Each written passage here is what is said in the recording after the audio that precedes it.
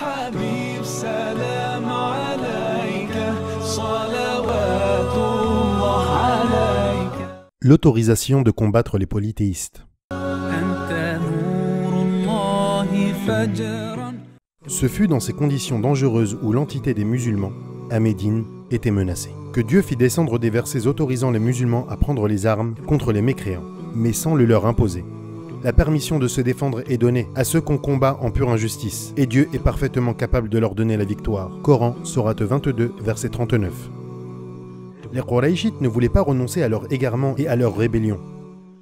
Ce verset faisait partie d'une somme de versets qui indiquaient aux croyants qu'une telle autorisation leur avait été donnée pour éradiquer le faux, batil, et établir les rites de Dieu.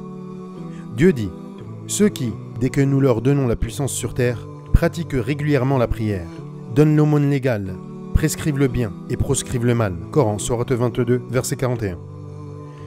À savoir, cette autorisation de combattre, lit-on dans l'édition de Dar al-Wafa', était, au début, limitée à Quraysh. Puis elle évolua, suivant les circonstances, jusqu'à atteindre l'étape où le combat devint obligatoire et pouvait être mené contre d'autres entités de Quraysh.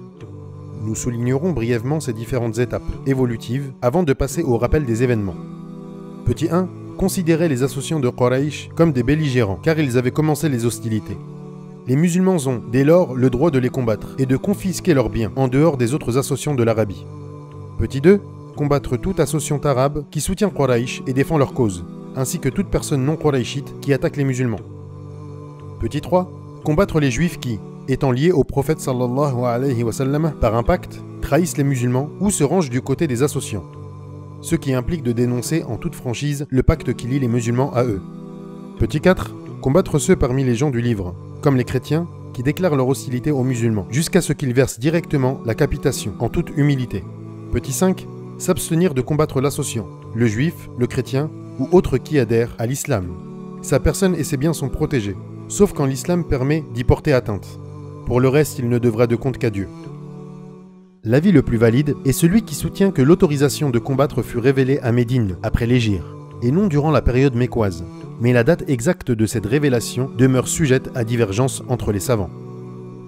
Toutefois, en dépit de la permission accordée aux musulmans de mener le combat, il était plus sage pour eux de commencer par établir leur contrôle sur les routes commerciales menant à la Mecque. Pour réaliser cet objectif stratégique, le prophète sallallahu alayhi wa sallam choisit deux tactiques. La première consiste à conclure des pactes de non-agression avec les tribus habitant soit dans les régions jouxtant ces routes, soit entre ces routes et Médine.